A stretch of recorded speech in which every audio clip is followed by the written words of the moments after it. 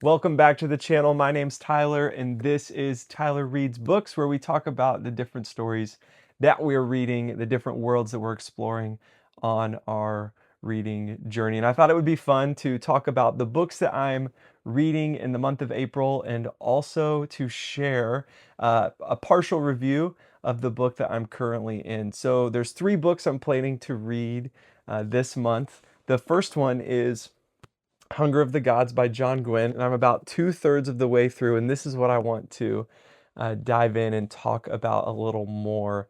This is the second book in the Bloodsworn saga, and following up Shadow of the Gods, the first book in this series by John Gwynne.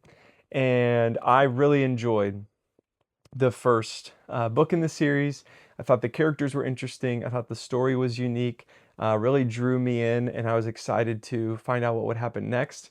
And so, picking this up, I was pleasantly surprised to see this picks up literally right where the first book left off, but just continues to build on everything that I liked so much from Shadow of the Gods in Hunger of the Gods. We're continuing to know more about our characters and our stories. But what is so cool is that John does a really good job of making their storylines connect and intertwine, and it doesn't feel forced.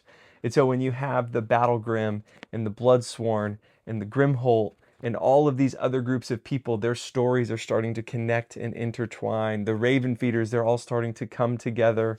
And it is exciting anytime that one of our characters realizes another group, and we know them, but this is the first time they're interacting. So getting to see the Battle Grim interacting with some of the Bloodsworn for the very first time is super engaging and exciting. And I think this book takes everything from Shadow of the Gods and just does it even better. I always get bummed out when I read different fantasy series. I feel like oftentimes the second book kind of hits a slump. The first book draws me in, the second book ends up not being my favorite, and then the third, fourth, those get better and better. But that is not the case with Hunger of the Gods. I think this book is even better than the first one, and I am just wrapped up into this story and what is happening. Lots of twists and turns along the way, and just unique character growth. And I cannot wait to finish this and give an even further in-depth review of this. But being in the second book, I feel like John Gwynne is becoming one of my favorite authors. Just his style of writing and how he draws you into the story. He has a new book coming out this fall, starting a brand new series. I'm really excited for that. But I'm excited to keep finishing this, and then hopefully sometime in May or June, finishing out Bloodsworn with Fury of the Gods. But then after I finish Hunger of the Gods, I'm going to pick up a shorter book, totally different realm, but I'm going to read All Systems Red by Martha Wells. I know this has become a talked about series online because of the Apple TV show. I've not seen the Apple TV show. I've only read the small excerpt story she wrote on her blog that takes place right before this. That's maybe like 2 pages on a Word document. But it was really interesting, just the idea of a robot that has broken free from its programming, but is smart enough to not let other people know and to let the programmers know that it's happened. So I'm excited to read the first story in the Murderbot series and just kind of pick these up between some bigger books and just see what the hype's about with these, because a lot of people are talking about them, and just seems like this really interesting concept. I've realized from other books that I've been reading over the last year or so that I kind of like the AI point of view and reading about them, and so I'm excited to give this book a try. And then the last book I'm going to read this month, I am really interested in. This book is called Amity by Nathan Harris. And first off, I just love the cover. I saw this at Barnes& and Noble before picking it up at the library, but I was just drawn to the cover. I think it's beautiful.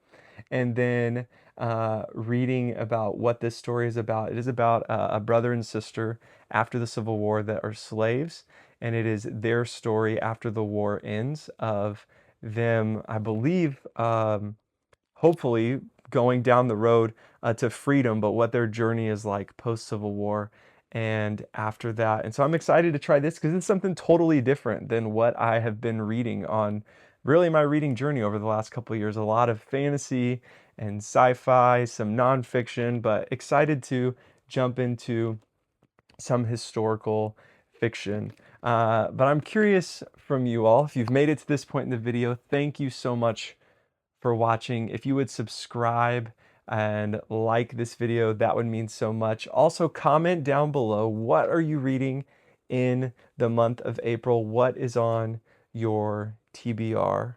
Would love to know, would love to talk more about that. Maybe you're reading one of these books or have read them. Would love to know your thoughts on those. And also in the posts on my community tab, I have put up a poll to vote for one of my May TBR books. And so far there's 2 votes in it, but I put up 4 different books in there. Color of Magic by Terry Pratchett, The Nine Goblins by T. Kingfisher, uh, Running Man by Stephen King, and then I can't remember what the 4th book is.